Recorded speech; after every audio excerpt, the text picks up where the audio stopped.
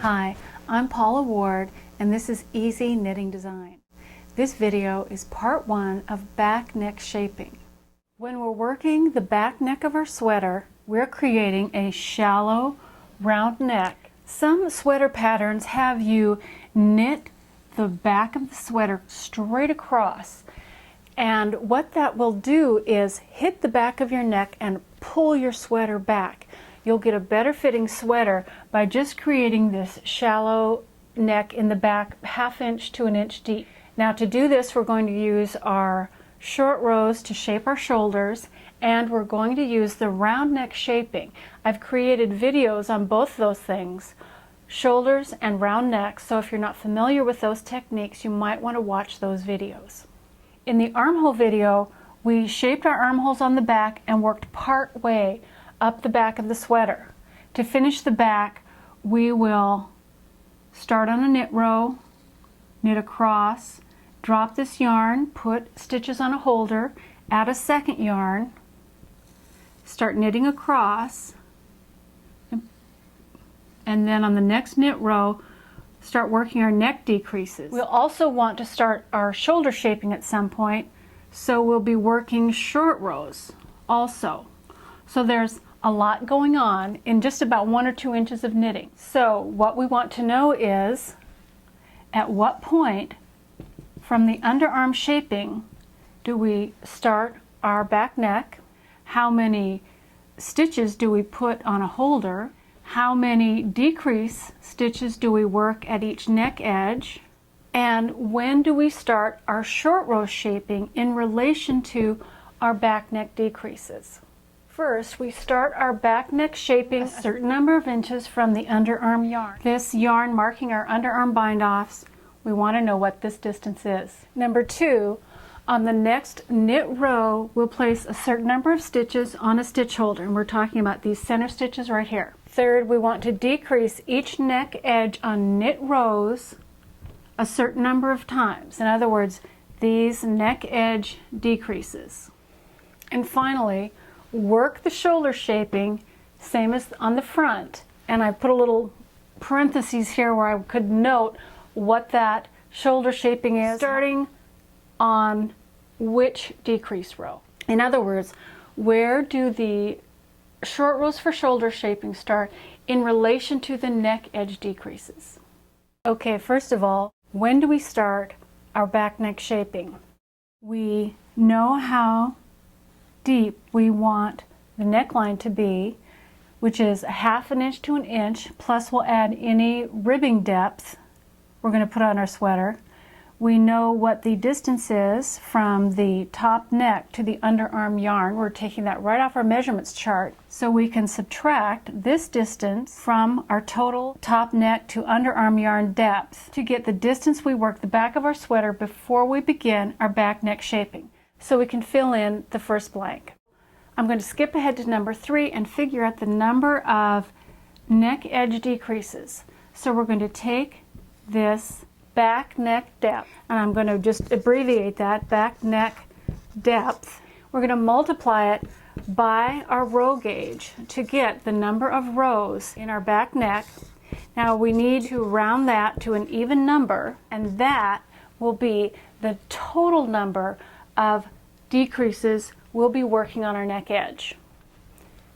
Now if we take this total number of neck edge decreases and divide it by 2, we are going to get the number of decreases on each side. So we will now have figured out the answer to number 3.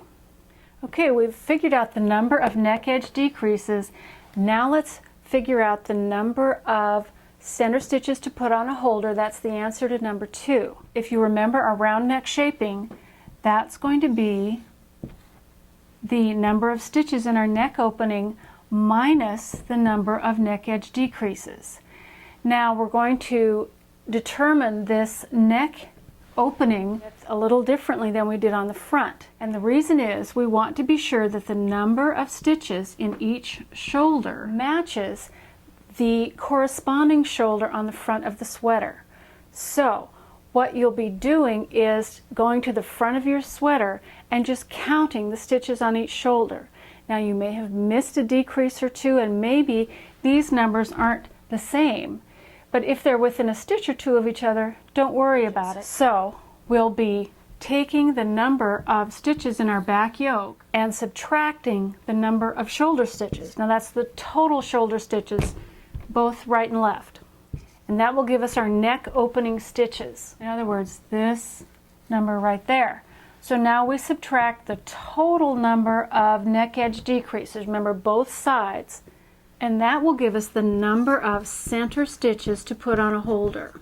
So now we've filled in number 2. Time to go to number 4 now and figure out our shoulder shaping. Now we've already done the numbers for the shoulder shaping in terms of number of short rows and number of stitches on the front of our sweater. So we can fill that in right off the notes we've taken for the front of our sweater. And finally, we want to know when to start our short row shaping for our shoulders. There's a simple way to do this. I want you to take the number of short rows and add 1. Take that number and subtract it from the number of decrease rows you're working on the neck edge. Now that's the number of decreases on one side. Subtract this number from this, and that will give you the decrease row on which you will begin your short rows. Let's look at an example. Let's say we have a back neck with 5 neck edge decreases, those little green dots, and we want to work 2 short rows on our shoulders. Well, I'll take the 2 and add 1 to get 3. I'm going to subtract that 3 from our 5 neck edge decreases to get 2, which means I will start the short rows on my second neck edge decrease. Now let me show you how that would work. On a knit row, I'll work across, put stitches on a holder, add my second yarn, knit across, purl back. On the next knit row, I'll work my first neck edge decrease, purl back. Okay, I'm on my second neck edge decrease, remember. I'll knit to that neck edge, pick up my second yarn, work the neck edge decrease. Now I'll work my first short row right to here, do a wrap and turn, purl back. I will, on this purl row, work a wrap and turn, knit back, work my third neck edge decrease, third neck edge decrease. I work that second short row, second short row, fourth neck edge decrease. I'll be picking up my wraps, turning, purling back. On this purl row, I'll pick up my wraps, turn, knit back, work my last neck edge decrease on this side, come here, work my last neck edge decrease on this knit row, turn, purl back, and end at the neck edge. Now you may notice there's an extra purl row on this side. You will always have one extra row on one side or the other in order to end your shoulders at the neck edge on both sides, and that's okay. I hope you've enjoyed my videos. Don't worry about taking notes. I've put the entire system into an ebook available at knitsweaterpattern.com. Go on to part 2 and we'll work Nikki's numbers.